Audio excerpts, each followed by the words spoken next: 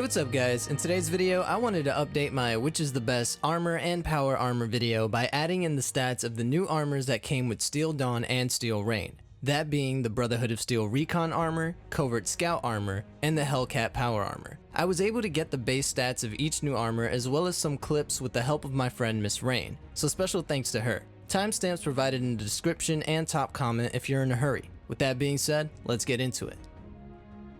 So to sum up everything from the previous two videos I did prior to this latest update, let's go over some stats.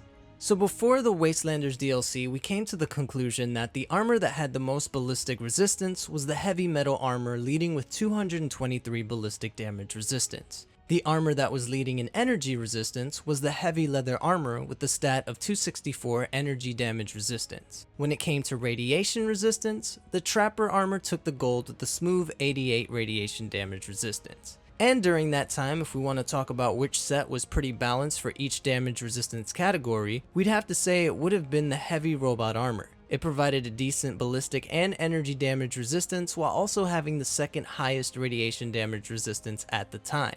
And we mentioned Thorn and Solar Scout armor simply because of their set bonuses and possible legendary effects that may roll for them when crafting. As far as power armor sets went, Raider power armor offered damage resistance, energy resistance, and radiation resistances slightly lower than T45 power armor and holds the lowest level requirement. Excavator power armor has carrying capacity increased by 100 and it has the lowest damage and energy resistance of the power armor models, but provides more radiation resistance than Raider and T45 armors. T45 power armor offered slightly greater damage, energy, and radiation resistances than Raider power armor, but that's about it. T51B power armor provided the highest damage and energy resistance, but has poor radiation resistance, putting it at a disadvantage in nuclear strike zones. T60 power armor offered good damage, energy, and radiation resistances, and is one of the easiest models to repair, requiring only commonly found materials. XO1 power armor had the highest radiation resistance and one of the highest energy resistances. However, it offers lower damage resistance than the T51B and Ultrasight models. Ultrasight power armor offered one of the highest damage resistances, rivaling T51B, but energy and radiation resistances are lower than the XO1. And Stranglerheart power armor had identical damage resistance and energy resistance to standard Ultrasight armor. However, it has significantly higher rad resistance in comparison, and with its last nerf, it's pretty much just Ultrasight power armor with more rad resistance at this point, adding a small amount of acid damage to your enemy. Then came the Wastelanders DLC, where we came to a new conclusion.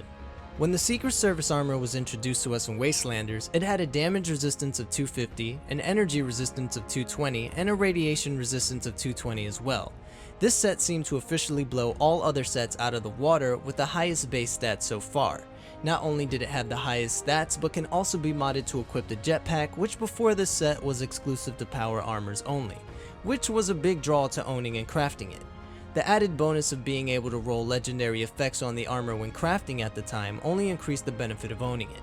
I had also forgotten to mention Chinese stealth armor in that last video, which has the highest radiation resistance of all armors, with the added bonus of a stealth field when crouched to make up for its lower ballistic and energy resistance. Can't take damage if you can't be found.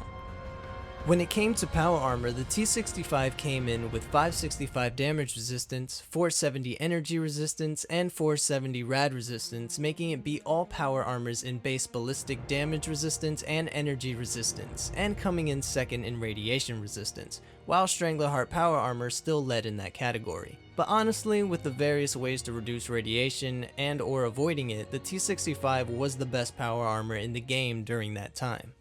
Until the Brotherhood of Steel updates, Steel Dawn, and the most recent, Steel Rain, released. This brings us to current times, so let's review the stats.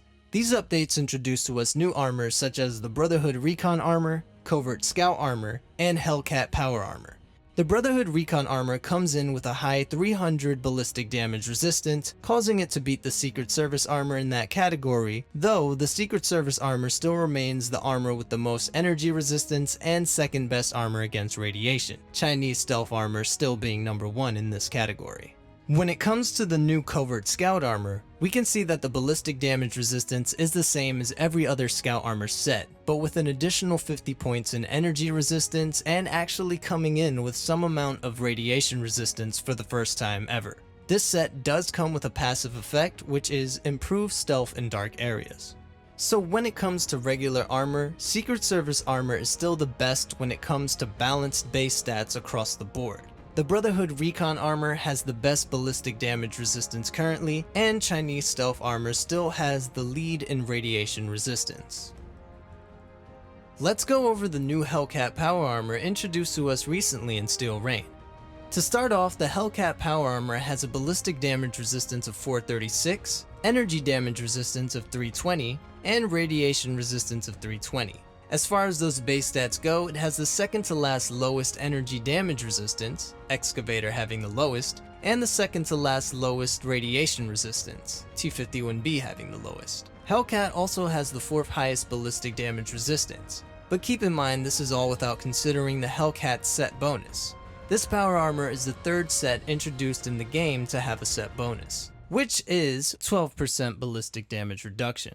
I believe Angry Turtle tested this and came to the conclusion that this made it 10% better in ballistic damage resistance than T65 power armor. So with all that in mind and the fact that legendary Hellcat parts may be crafted to get roles that suit you and your build perfectly, the Hellcat power armor has potential to be one of the top tier power armors in the game. It's difficult to come to a conclusion with power armor since now you can add legendary effects to your pieces. Any set can be viable. It truly comes down to your playstyle and build / uses for the power armor, but the base stats are here, so if you want to use them as a stepping stone to choosing what you feel would be the best match for you to start modifying and adding legendary effects to, by all means feel free to. And there you have it, an updated list on what seems to be the best power armor and regular armor currently in the game since the Steel Rain update. But at the end of the day, all that matters is if it suits your personal needs and build. Remember, just have fun with it. Let me know in the comments below about what sets you're currently wearing or what legendary effects for either power armor or regular armor you're after. Also, big shout out to the channel members. Appreciate you going out of your way to support the content, though there were times I vanished. If you found this video to be helpful or informative in any way, don't forget to like and subscribe for more Fallout 76 content like this in the near future. And until next time guys, peace.